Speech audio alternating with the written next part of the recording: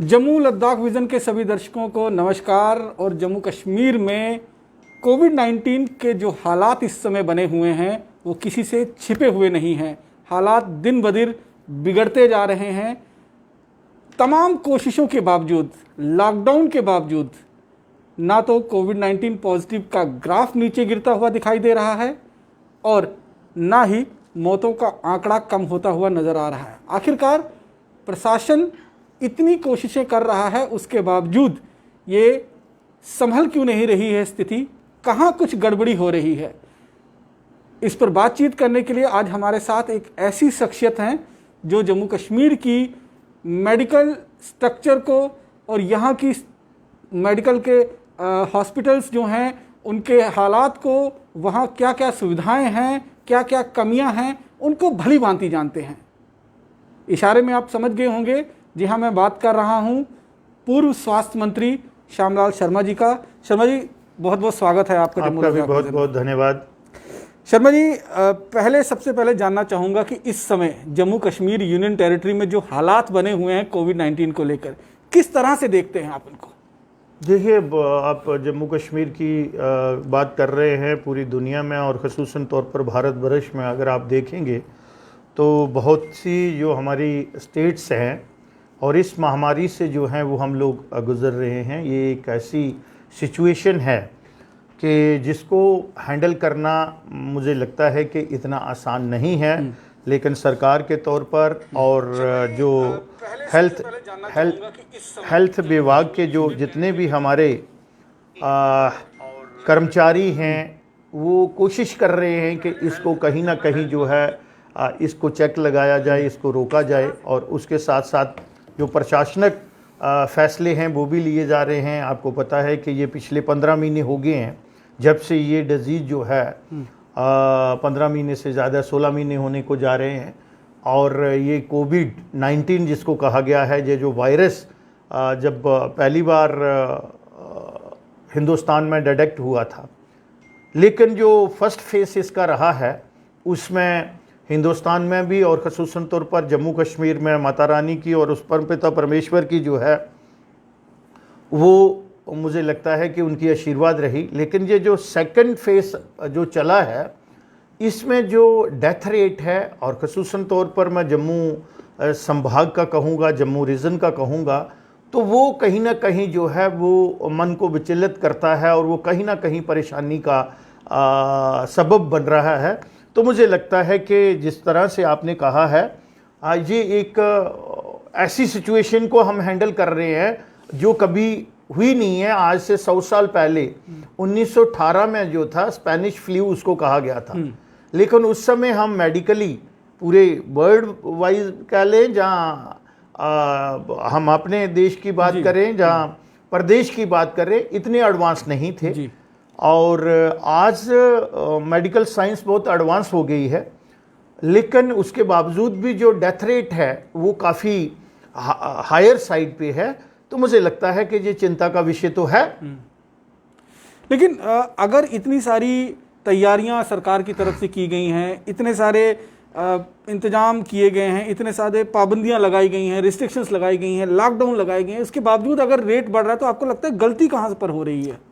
बात गलती की नहीं है, अभी जो अवेयरनेस है, और ये किसी ने भी मुझे लगता है कि प्रियम्प्ट तो किया होगा, लेकिन ये नहीं था कि ये महामारी सेकंड फेज जो है ये इस किस्म का विकराल रूप जो है वो ले लेगा।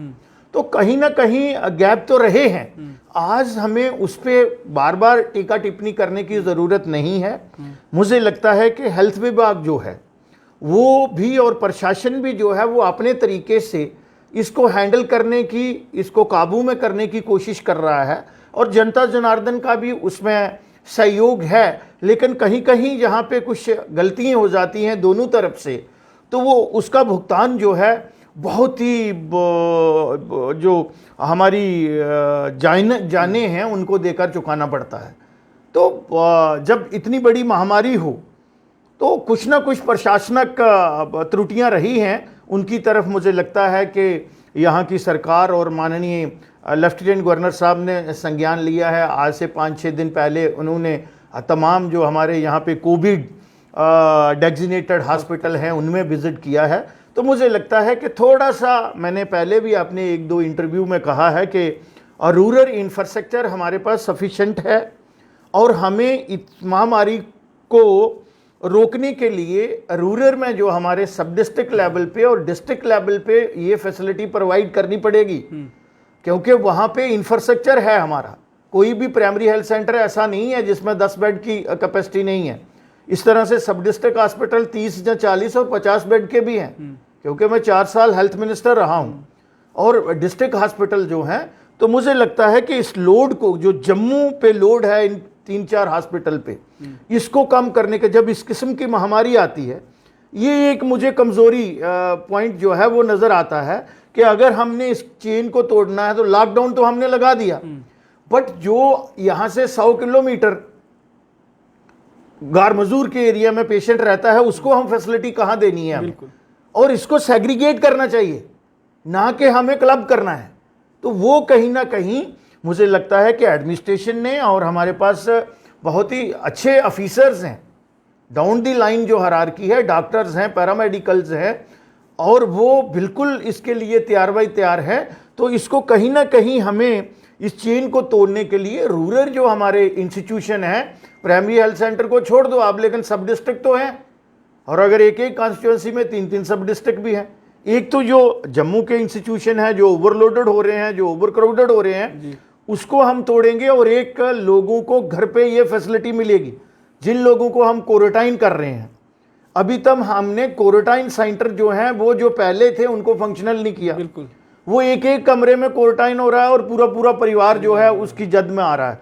तो ये कुछ संज्ञान लेने की ज़रूरत है। अगर हमने लॉकडाउन को बढ़ाया है, हम अप्रिशिएट करते हैं, लेकिन उसके साथ साथ एडमिनिस्ट्रेशन को इन चीज़ों को भी देखना है। लेकिन आपको लगता है कि जिस हिसाब से लॉकडाउन का पालन हो रहा है, अगर आप सड़कों पे निकलोगे तो तमाम गाड़ियां चल रही हैं, तमाम लोग निकल रहे हैं, और सुबह 6 से 10 बजे का जो एक थोड़ा सा पीरियड दिया है कि ताकि लोग एसेंशियल सर्विसेज को खरीद फरोख्त कर सके, उस समय भी जिस तरह से भीड़ उमड़ रही है शहर के बीच में, लगता है कि वो इन सब चीज़ों के चलते लॉकडाउन का पूरा फायदा मिलेगा?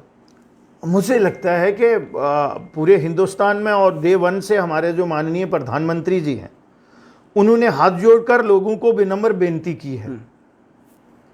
वैक्सीनेशन आने के बाद भी उन्होंने कहा दवाई भी और कड़ाई भी, और ये हमने अपने आप के लिए करना है, मुल्क के लिए भी करना है, समाज के लिए भी करना है, लेकिन सबसे ज्यादा अपने परिवार और अपने आप के लिए करना है।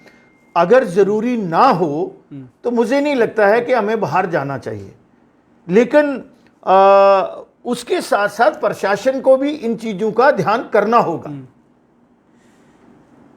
सर, इसके साथ साथ में आप खुद स्वास्थ्य मंत्री रहे हैं।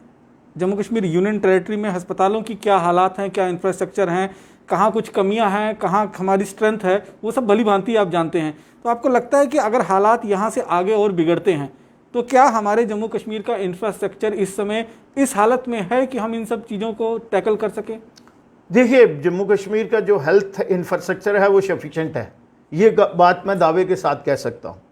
हाँ, कहीं गैप हैं, वो एडमिनिस्ट्रेटिव तौर पे होंगे, लेकिन जो जितनी आज अभी 1.50 जो अगर हम देखेंगे जो अफेक्टेड लोग हैं, वो पॉपुलेशन की रेशो देखेंगे, तो उसको अगर हम देखेंगे, जहां पॉपुलेशन के लिहाज से देखेंगे कि मेरी स्टेट की इस जम्मू कश्मीर जो यूनियन टेरिटरी है उसमें सफिशिएंट है, लेकिन 2-3 चीजें हैं। मैंने यही कहा है कि रूरल को हमें जो है उसको एक्टिवेट करना है, और हमारे पास ये फैसिलिटी है। सबसे बड़ा कंपोनेंट जो वाइटल कंपोनेंट है वो तो ऑक्सीजन का है। बिल्कुल। तो मैंने ये कहा है कि कोई भी हमारी प्राइमरी हेल्थ सेंटर ऐसा नहीं है जिसमें 10 से 20 गैस सिलेंडर नहीं होंगे। सब डिस्ट्रिक्ट में 30 से 50 तक होंगे, और डिस्ट्रिक्ट में तो 100 से ज़्यादा भी हो सकता है। तो ये चीज़ें जो हैं, अगर हम वहाँ पे इसको फर्स्ट 1 या 2 घंटे में ये फर्स्ट एड जो है वो पेशेंट को वहाँ मिले, क्वारंटाइन सेंटर हों, तो मुझे लगता है एक तो ये जो मारामारी पड़ी हुई है, मैं शब्द इस्तेमाल कर रहा हूँ, इससे भी बचेंगे, लॉकडाउन का भी पालन होगा। अगर एक पेशेंट लेके आते हैं तो 10 उसके जो है वो तीमारदार साथ आते हैं, तो नेचुरली क्राउड बढ़ेगा। और अगर आप देखेंगे कि यही हॉस्पिटल है जहां हम कहते हैं कि नहीं कि 2 गज की दूरी होनी चाहिए, वहां तो आप देखो 2 गज की दूरी कहाँ है। और दूसरा, मैन पावर की कमी हो सकती है, क्योंकि पिछले 16 महीने से हम इसको डील कर रहे हैं और फटीक हो जाती है। वही स्टाफ जो है, they are also human being, वो भी इंसान है। मुझे लगता है उनको सपोर्ट सप्लीमेंट करने के लिए मैं धन्यवाद करता हूं गवर्नमेंट ऑफ इंडिया का, जिन्होंने अपने जो हमारे आर्मी के डिफेंस फोर्सेस के हॉस्पिटल हैं उनको भी ओपन किया है। और जम्मू कश्मीर में बहुत सी ऐसी फैसिलिटी हैं, जैसे मेरे अखनूर में भी है, सतवारी में भी है, रजौरी में भी है, पुंछ में भी है। डीआरडीओ भी बना रहा है अपना एक हॉस्पिटल। डीआरडीओ वाला तो मैंने कहा हमारे पास अभी सफिशिएंट इंफ्रास्ट्रक्चर है, जितने दिनों में वो और बनना था बने हुए यहां तैयार बैठे हुए हैं, उनको एक्टिवेट किया जाए। और मैन पावर जो है हमारे पास ट्रेंड इस समय डॉक्टर्स हैं, पैरामेडिकल हैं, तो उनको हम एंगेज करें। हमारी इस समय प्रायोरिटी जो है वो लोगों की जान बचाने की होनी चाहिए। डेवलपमेंट साल पे अगर बैक बर्नर पे भी जाती है तो जाए, क्योंकि जान जिस परिवार का एक, और आज जो है वो फर्टाइल जोन से कैजुअलिटी हो रही है। आप देखेंगे 40 से नीचे और 25 से ऊपर वाले, और फिर अगर थर्ड की भी यहाँ बात की जा रही है, और वो साइंसदान ये कह रहे हैं या दूसरे कंट्री में जो हुआ है, तो वो तो बच्चों के लिए कह रहे हैं। तो ये जो एक कॉम्प्रहेंसिव प्लान लेके ये 2 बातें मैंने कही हैं, एक तो रूरल इंफ्रास्ट्रक्चर, और जहां जहां हमारा है शहर में भी अभी बहुत से ऐसे इंस्टीट्यूशन हैं जिनको हमने एक्टिवेट नहीं उस तरीके से किया, उनका प्रॉपर यूटिलाइजेशन नहीं हो रही है। शहर के साथ लगते हुए मैं बताता हूं आरसपुरा में, क्योंकि मेरे टाइम में ये चीजें हुई हैं, 50 बेड का हॉस्पिटल तो नवा बना हुआ है। इसी तरह से विश्नाह में आप देखेंगे रामगढ़ वाला इन्होंने डेजिग्नेट किया हुआ था, उसको भी इन्होंने क्लोज कर लिया। इमरजेंसी हॉस्पिटल बड़ी ब्राह्मणा में है, और कोई भी डिस्ट्रिक्ट हॉस्पिटल जो है उसकी कैपेसिटी 200 बेड या 300 बेड से कम नहीं है। तो उसके साथ अगर मैन पावर को करेंगे, हमारे पास ट्रेन डॉक्टर्स हैं, पैरामेडिकल है, अब नीचे डाउन दी लाइन हायरार्की है, और 6 महीने के लिए उनको अच्छे हॉनरेरी में कंट्रेक्चुअल बेसिस पे उनको एंगेज करें, तो हो सकता है जी आगे भी बढ़े। तो ये सारी चीजें जो हैं इन प्लेस हो जाएंगी और हमें आगे भी काम देंगी। सर, एक सबसे बड़ा कंसर्न ये बना हुआ है कि अभी जो केसेस, पॉजिटिव केसेस सामने आ रहे हैं जम्मू कश्मीर यूनियन टेरिटरी में, उसमें number of positive cases Srinagar के अंदर ज़्यादा आ रहे हैं, लेकिन डेथ टोल जम्मू में ज़्यादा बढ़ रही है। नहीं, ये आपने बहुत ही, और मैं 2-3 दिन से यही बात कर रहा हूँ, ये चिंता का विषय है और इसका संज्ञान लेना चाहिए कि क्यों ऐसा हो रहा है। और मैंने कहा फर्टाइल जोन से भी हो रहा है। और अगर आप मेल और फीमेल रेशियो, क्योंकि हेल्थ मिनिस्ट्री में मैं रहा हूं, मैं कोई वो आंकड़े नहीं गिन रहा हूं, लेकिन आपने मुझे पूछा है, जितना मुझे जानकारी है, और 14 साल मैं इसी विभाग में रहा हूं, वो भी थोड़ा बहुत, एक 14 साल का पीरियड भी बहुत बड़ा होता है। बिल्कुल बिल्कुल। और मैं प्रोविंशियल मेडिकल स्टोर में ही रहा हूं, तो मुझे उस समय का भी और आज का भी पूरा ये इतनी जानकारी है। तो ये थोड़ा सा चिंता का विषय है, और मुझे लगता है कि इस पे हमारी तरफ से भी, हमारी पार्टी की तरफ से भी, और बाकी जो एडमिनिस्ट्रेशन की तरफ से भी इस पे विचार विमर्श भी हुआ है। और मुझे लगता है कि आइडेंटिफाई करेंगे कि कहाँ पे कोई गलती से ऐसा तो नहीं हो रहा है। सर, देश में 2020 के अंदर जब पहली वेव आई थी, उसके बाद हमने उस पर थोड़ी सी विजय हासिल की, उसको स्लो डाउन किया हमने। यहाँ तक हुआ कि प्रधानमंत्री ने भी फ्रंट पे आकर सबको बोल दिया कि देखिए जी, हमने कोविड को हरा दिया, और दुनिया हमें कह रही थी कि 2 मिलियन से ज़्यादा लोग हमारे यहाँ डेथ होगी, लेकिन ऐसा कुछ हुआ नहीं। सारी कंट्रीज़ जो हैं वो फेल हो गई हैं। तो ये क्या हम अब ओवर कॉन्फिडेंट हो चुके थे, जिसकी वजह से ये दूसरी लहर जो है हमें कहीं ना कहीं नुकसान पहुंचा रही है, या फिर हम पूरी तरह से लापरवाह हो चुके थे इस कोविड-19 को लेकर? देखिए, कुछ एरियाज ऐसे होते हैं जो एक हम फेडरल स्ट्रक्चर में काम कर रहे हैं, अगर मैं उस तरीके से बात करूं तो ये स्टेट सब्जेक्ट होता है। लेकिन हमारे पास जब हमें ये अलर्टनेस का कहीं ना कहीं ये चीज़ें मिल रही थी, और दूसरे नियर बाय, आज तो social media, electronic media, print media जो है वो बड़ा एडवांस है। मुझे लगता है कहीं ना कहीं वो थोड़ा सा उसमें ढलाई जो स्टेट्स हैं, वो किसी पार्टी की भी सरकार हो, किसी भी स्टेट में, तो वो कहीं ना कहीं थोड़ी सी चूक जरूर हुई है कि हमने ये सोचा कि ये पहली जो कोविड 1 है वो निकल गया है, लेकिन ये नहीं सोचा था कि कोविड 2 जो है वो इतना खतरनाक होगा। और इससे हमें सोचना चाहिए कि अगर कोविड 3 भी आता है तो वो क्या, और उसके लिए एक कॉम्प्रहेंसिव प्लान होता है, कंटिजेंसी प्लान बनता है, प्लान 1 2 3, 3 तो होती हैं कि अगर इतनी पॉपुलेशन अफेक्टेड होती है तो उसके लिए कंटिजेंसी प्लान 1 चलेगा, नंबर 2 होगा तो ये होगा, और 3 होगा तो उसको चेक करने के लिए वो हमारा और कंटिजेंसी 3 तक, प्लान 3 तक हमें जाना चाहिए था। तो मुझे लगता है कि हमारी स्टेट में उसमें जो पॉलिसी और प्लानिंग है, मैं अपनी स्टेट की बात करूंगा, यूनियन टेरिटरी की, वहां कहीं ना कहीं जो इस समय एडमिनिस्ट्रेशन की तरफ से बैठे हुए हैं, ये मैं डॉक्टरों को, पैरामेडिकल को या दूसरे लोगों को नहीं कह रहा हूं, पॉलिसी मेकर्स की बात हो सकती है, और फिर एडमिनिस्ट्रेशन को चलाने वाला जो है फाउंटेन स्प्रिंग, और उसके डाउन दी लाइन जो हायरार्की है वो कहीं ना कहीं वहां मुझे लगता है कि थोड़ी सी ढिलाई हुई है वो, और मॉनिटरिंग पार्ट जो था वो गैप है। क्योंकि 2-3 चीजें जो सामने आ रही हैं कि जम्मू में ऑक्सीजन प्लांट क्यों नहीं लग सके, अगर टेंडर हुआ 37 इतने लगाने थे, कश्मीर में 37 के लिए पैसा भी 200 करोड़ स्टेट ने भी ईयर मार्क किया, गवर्नमेंट ऑफ इंडिया की तरफ से भी दिया गया, तो वो तो कहीं ना कहीं बहुत बड़ा प्रश्न चिन्ह है। लेकिन अगर उसमें इस समय हम उस जमेले में पड़ेंगे, इस समय हमारा सब लोगों का, सरकार का, समाज का और हर प्राणी का ये दायित्व बनता है कि ये जो बेशकीमती जानें जो जा रही हैं इनको हम किस तरह से बचाएं। इन चीज़ों पे भी सवाल जवाब होंगे, अप्रोप्रिएट टाइम में होंगे, मीडिया भी पूछेगा, पॉलिटिकल लोग भी पूछेंगे, सरकार में भी जो लोग हैं वो भी इन चीज़ों पे का संज्ञान लेंगे। लेकिन इस समय मुझे लगता है कि हम लोगों ने पार्टी पॉलिटिक्स से ऊपर उठ के ये जो बेशकीमती चीज़ें हैं, और लोगों को इसके बारे में अवेयर तो हमारी जनता है और उनका सहयोग भी बहुत मिल रहा है, लेकिन एक भी जान जो है उसको किस तरह से बचाया जाए, इसके लिए हमें तमाम कोशिशें करनी चाहिए। सर, यही सवाल मैं आपसे पूछना चाह रहा था कि अभी जिस तरह से जो आपने ऑक्सीजन प्लांट की, ऑक्सीजन जनरेशन प्लांट की बात कही, तो जब हम पहले फेज़ को हमने फेस किया, उसके बाद इमीडिएटली ये सारी तैयारियां हमें करनी चाहिए थी, तो लगता है कि कहीं ना कहीं हम लापरवाह हो गए थे उस टाइम पीरियड में, क्योंकि अभी कई सारी जानें जो हैं वो ऑक्सीजन की कमी की वजह से, जैसे बतरा में 4 लोगों की जानें चली गई, ऑक्सीजन की कमी थी। वहाँ के खुद जो सुप्रिटेंडेंट हैं उन्होंने इस बात को कबूला भी है कि हमारे पास जो ऑक्सीजन का पूरा पाइप जो जिसमें से सप्लाई चलती है वो 30 सिलेंडर से उसका लोड जो है चलता है, चलते करते करते वो 7 सिलेंडरों पर रह गया था, तो प्रेशर मेंटेन नहीं हो पाया, 4 लोगों की जान चली गई। तो आपको लगता नहीं है कि इस जो तैयारियां करनी चाहिए थी ऑक्सीजन को लेकर, क्योंकि ऑक्सीजन इस समय सबसे महत्वपूर्ण है, इसमें कहीं ना कहीं सरकार की तरफ से लापरवाही हुई है? डियर, मैं इसको इस तरह से लेता हूं कि कोविड में जब हम डिस्टेंस की बात कर रहे हैं, कोई चीज भी ओवर क्राउडेड नहीं होनी चाहिए। तो अगर 1000 बेड का हॉस्पिटल है तो उसमें 3000 लोग होंगे, तो फिर हम जो SOPs हैं उसको फॉलो तो नहीं कर रहे हैं।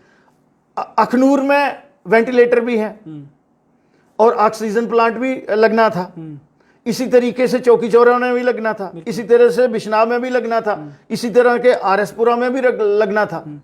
तो वो कंपलसेंट हुए हैं ये लोग, और उसका खमियाजा जनता ने भुगत रही है वो। लेकिन अब उस पर ज्यादा हम बहस करेंगे, अब पछताएं क्या हो जब चिड़ियां चो गई खाए, जिसमें ये चीजें तो हुई हैं। तो मैंने कहा है कि इन चीजों का संज्ञान भी साथ साथ लिया जाएगा, और अभी भी अगर सरकार डिस्ट्रिक्ट लेवल पे भी इन चीजों को बिल्कुल फुल प्रूफ एक प्रोग्राम हो और उसकी मॉनिटरिंग पार्ट जो है वो बड़ी हो और मैन पावर हो, तो जब तक इसको सेग्रीगेट नहीं करेंगे, क्लब करके इसको आप हैंडल नहीं कर सकते। ये मेरा अपना तजर्बा है। और ये डॉक्टर जो हैं ये स्ट्रेस में हैं क्योंकि लोड बड़ा है, और फिर they are also human being. जब इतनी जाने 15 या 20 या 22 या 24 डेड बॉडीज जो लाशें हैं, वो शरीर जो है वो जब निकलते हैं एक बार से, तो वो एक साइको अफेक्ट भी करता है।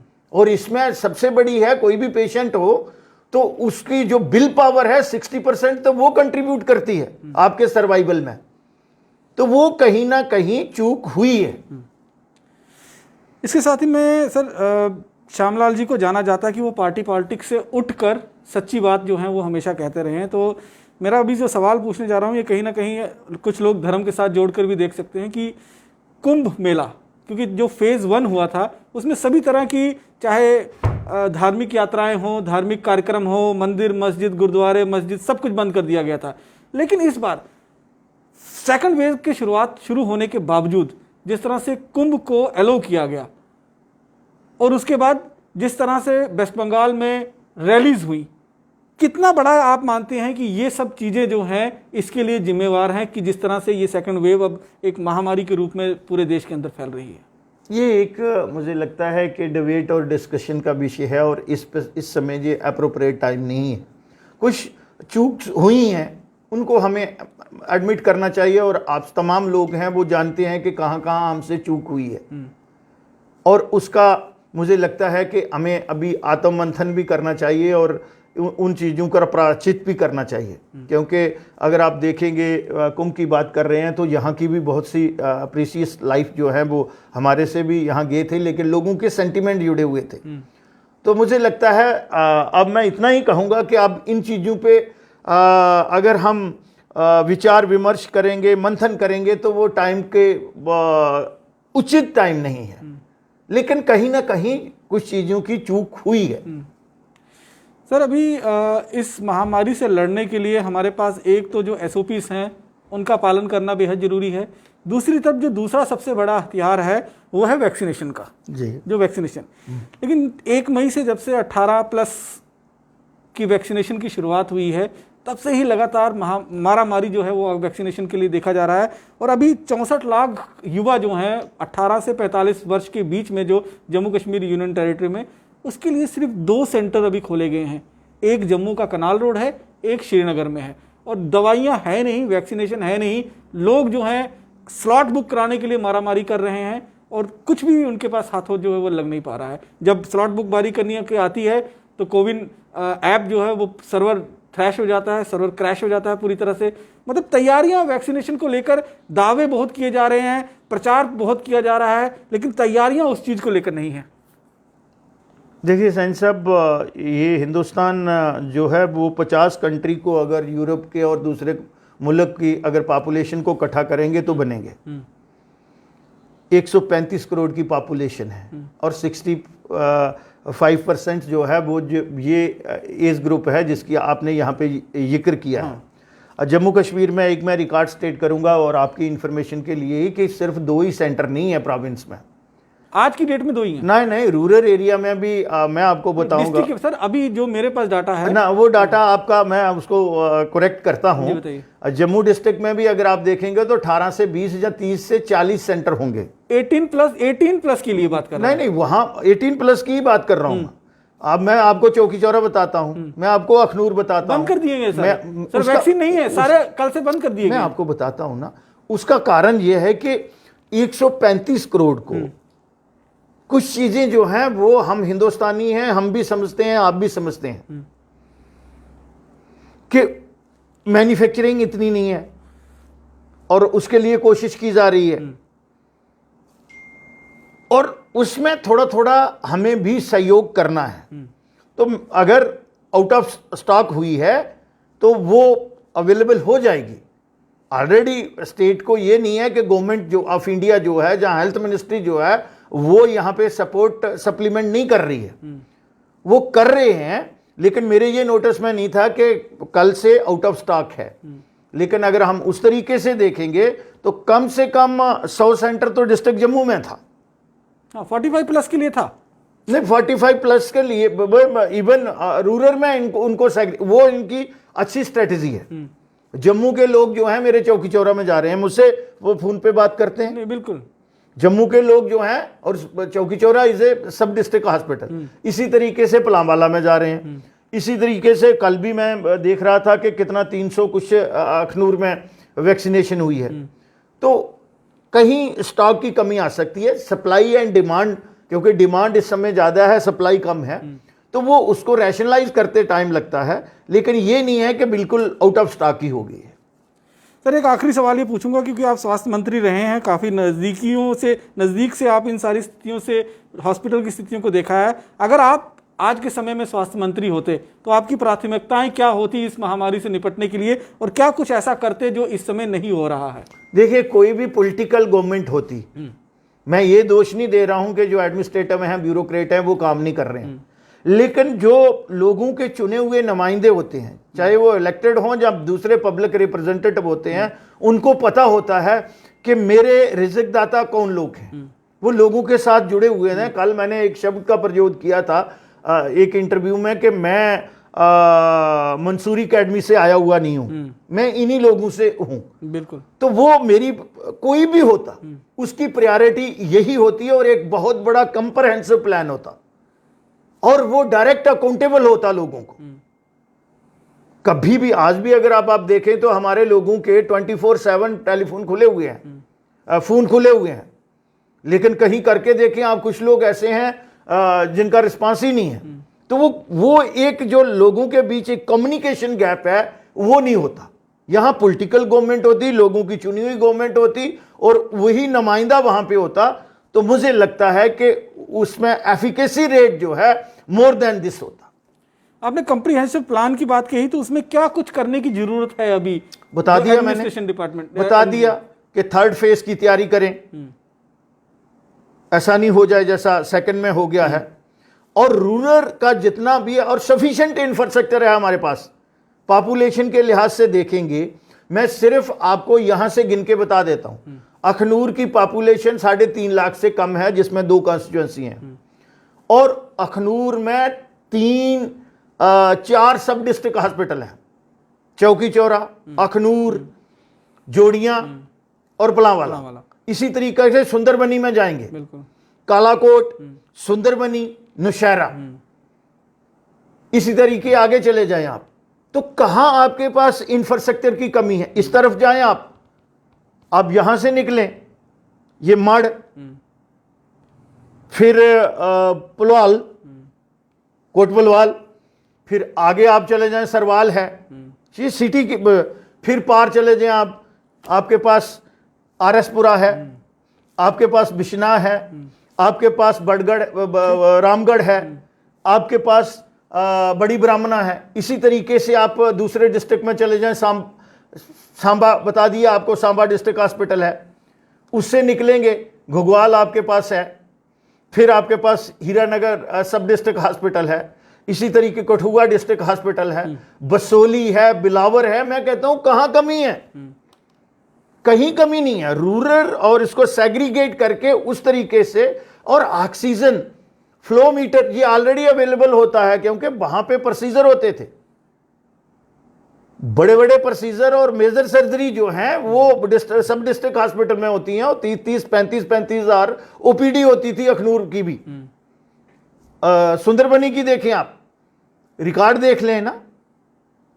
तो वो कंप्रहेंसिव प्लान, एक तो जो तीसरा फेस इसका आ रहा है, हम दुआई कर सकते हैं इस समय, तो वही है, बिल्कुल वही कर सकते हैं कि वो ना आए, लेकिन उसकी तैयारी तो, प्रिपेयर्डनेस तो होनी चाहिए। इस तरह से त्रुटियां नहीं रहनी चाहिए, जो गैप आज हम ढूंढ के तो बता रहे हैं, कहाँ कंसंट्रेट भेजना है, कहाँ हमने प्लांट करना है, कहाँ क्या करना है, वो कमियां रह गई, कंपल्सेंट नहीं हो जाए। और फिलहाल जितना भी हमारे रिसोर्स हैं उनको हम फुली यूटिलाइज करें, और मैन पावर को सप्लीमेंट करें।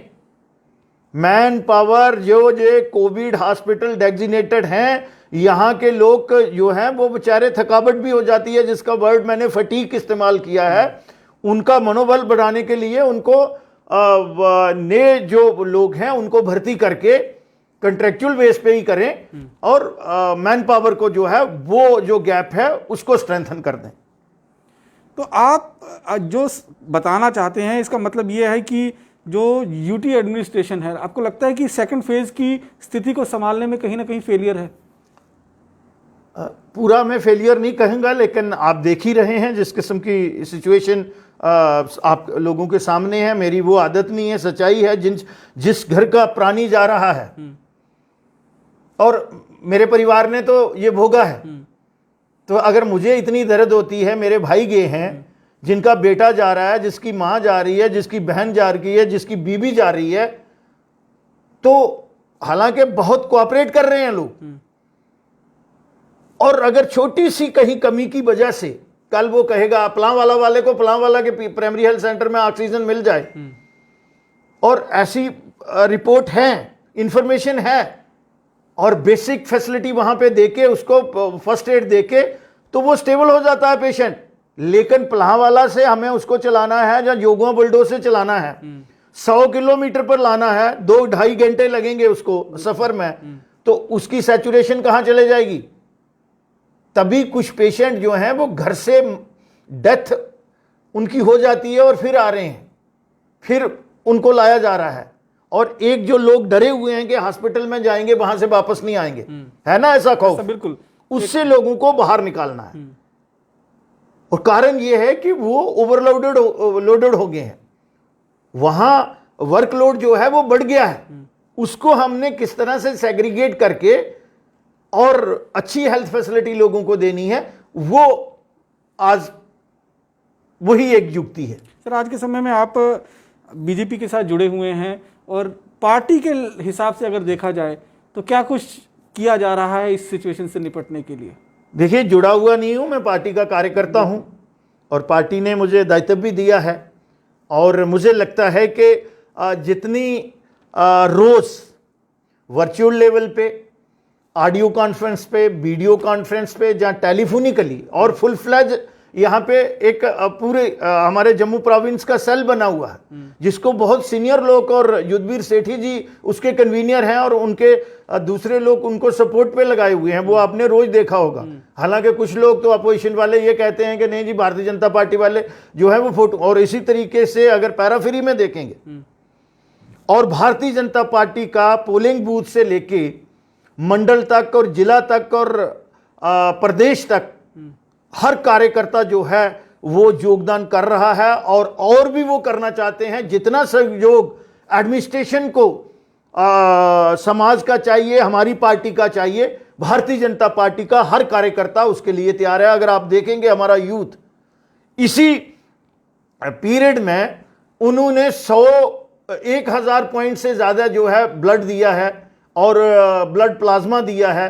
परसों की बात है कि मेरे अध्यक्ष भारतीय जनता पार्टी के युवा मोर्चा के अध्यक्ष मुझे कह रहे थे कि सर ऑक्सीजन सिलेंडर कहीं से मिल सकते हैं, और मैंने कल भी उसकी छानबीन की, क्योंकि गवर्नमेंट ने यहां बैन लगा दिया है, प्राइवेट जो लोग थे वो बंद कर दिया है। तो मेरी अभी बात नहीं, लेकिन इतनी माइक्रो लेवल पे और ये चीजों पे जा रहे हैं, तो मुझे लगता है कि और मैं किंतु परंतु मैं नहीं जाना चाहता। और कोई पार्टी जो है वो बाहर, वो ठीक है, उनका फर्ज बनता है हम पे सवाल लगाएं, हमें आंटो रखें, लेकिन समाज को इस समय सहयोग भी करें। भारतीय जनता पार्टी का एक एक कार्यकर्ता जो है वो इस समय अपनी जिम्मेवारी समाज के प्रति, प्रदेश के प्रति और देश के प्रति, और हमारे तो हमने नारा दिया है, स्लोगन है हमारा, सेवा ही संगठन, सेवा ही संगठन है। तो इस समय just like rank and file Bharatiya Janata party का क्लोज हो गया है। हर आदमी जो है वो कार्यकर्ता बनके इस समय एक एक जान को बचाने के पीछे, और कोविड से हम किस तरह से बाहर आए इसके लिए प्रार्थना भी कर रहा है, दुआ भी कर रहा है, और दवा का इंतजाम करने की कोशिश भी कर रहा है और कर भी रहा है। सर, इसी तरह की सेवा आपके एक कर्मस्थ पुराने कार्यकर्ता हैं बीजेपी के, जिन्होंने अभी ही, विक्रम रंधावा की बात मैं कर रहा हूं, जिस तरह से उन्होंने जो आरोप लगाए हैं माइनिंग को लेकर जम्मू कश्मीर के अंदर, बहुत खलबली मच चुकी है इस समय भारतीय जनता पार्टी के अंदर, और ये सच्चाई सामने लाने के लिए उन पर शोकास नोटिस जो है वो जारी किया गया है। देखिए, आज का ये विषय नहीं है मेरी जो और आपकी वार्तालाप में, मेरी और जो आपकी वार्तालाप है वो है कोविड जी, और प्रायोरिटी भी वही है। बिल्कुल, ये विषय आते रहते हैं, बड़े परिवार में ये सारी बातें होती रहती हैं, लेकिन मैं आपसे ये माजरत चाहता हूं, माफी चाहता हूं कि आज का विषय जो है वो कोविड है। उस पर अगर जो भी आप सवाल मुझसे करेंगे, जितनी मेरी क्षमता होगी, जितनी मुझे जानकारी होगी, उसका मैं जवाब जरूर दूंगा। ठीक है, एक आखिरी सवाल कोविड से ही जुड़ा हुआ, तीसरी वेव को रोकने के लिए जनता से क्या अपील करना चाहेंगे आप, ताकि तो तीसरी वेव का एक डर बना हुआ है उससे हम बच सके? सबसे पहले तो जो दूसरी चल रही है उसके लिए मुझे आपके माध्यम से ये विनम्र बेनती है, क्योंकि अब हम भी ज़्यादा पब्लिक में नहीं जा सकते हैं और हम उस चीज़ के लिए SOP का भी पालन कर रहे हैं। आपका माध्यम जो है ये मैंने उचित समझा और मेरी विनम्र बेनती है कि वो जो 2 गज की ज़रूरी है उसको बना के रखें, मास्क पहन के रखें, और ये जो बड़े बड़े जमावड़े हमारे पीछे शादियां भी हुई, बाकी भी हुई, और उनका कुछ लोगों को बेचारों को खमियाजा भी उसका जो है वो भुगतना पड़ा। आज भी किसी से बात हो रही थी, पूरे पूरे परिवार उसमें जो है अफेक्टेड हैं। तो मैं उनसे यही गुजारिश करूंगा और इंतज़ामिया को, प्रशासन को जितना सहयोग कर सकते हैं और प्रशासन भी जितना सहयोग उनसे ले सकता है, तमाम SOP का पालन करते हुए, एक तो वो करें, अपनी जान है तो जहान है, इसको अपनाएं। दूसरा जो थर्ड की आप बात कर रहे हैं, तो वो जनता तो उसके लिए सचेत हो रही है और चिंतित भी है, उनको चिंता करने की ज़रूरत नहीं है। मैं ज़्यादा नहीं इस समय कह सकता, लेकिन मुझे लगता है कि अब प्रशासन भी इन चीज़ों को देख रहा होगा, सीख रहा होगा, और तीसरी की तैयारी जो है वो साथ साथ हो रही है और होगी भी। आपको लगता है कि ये अब जहां पर अभी हम खड़े हैं कोविड को लेकर, आने वाले समय में ये पीक अभी और ऊंची बढ़ेगी या यहां से गिरावट शुरू होगी? देखिए, मैं तो इसके बारे में कोई भविष्यवाणी कर नहीं सकता, लेकिन जो मीडिया के थ्रू जो साइंटिस्ट हमारे हैं उनकी तरफ से जो बातें आ रही हैं, 20 तक तो पीक कहते हैं कि 20 मई को इसकी पीक हो जाए, और जिस तरह से हम दूसरी स्टेट्स में देख रहे हैं वहाँ ये डिप करना शुरू हो गया है। महाराष्ट्र की बात करें, डेथ रेट भी कम हो गया है। दिल्ली को अगर हम देखेंगे, दूसरी स्टेटों को देखेंगे, 1-2 स्टेट को छोड़ के जहाँ ये थोड़ा सा इसका ग्राफ बढ़ा है, यूपी को ही देखेंगे वहाँ भी। तो मुझे लगता है कि यहाँ भी ये देवभूमि है, यहाँ भी लोग दुआ भी कर रहे हैं, दवा भी कर रहे हैं। तो ये मुझे लगता है 20 तक, 15 मई तक इसका जो है वो डिप होना शुरू हो जाए। मतलब कि आने वाला 1 हफ्ता जो है वो भारी रह सकता है, उसके बाद धीरे धीरे। यस।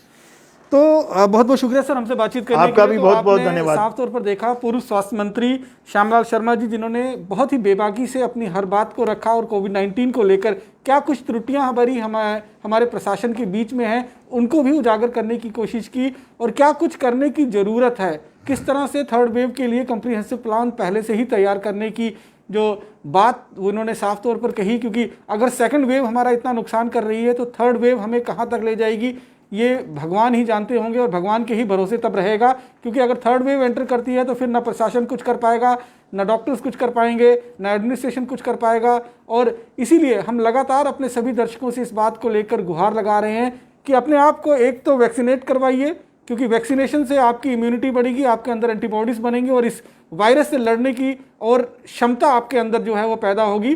दूसरी तरफ से जो SOPs हैं उनका खास तौर पर ध्यान रखें। इस समय लॉकडाउन है तो लॉकडाउन का पालन करें, क्योंकि हम लगातार यही बात कह रहे हैं कि सावधानी ही सबसे बड़ी सुरक्षा है। बाकी के अन्य खबरों के लिए जुड़े रहें जम्मू लद्दाख विजन के साथ। नमस्कार।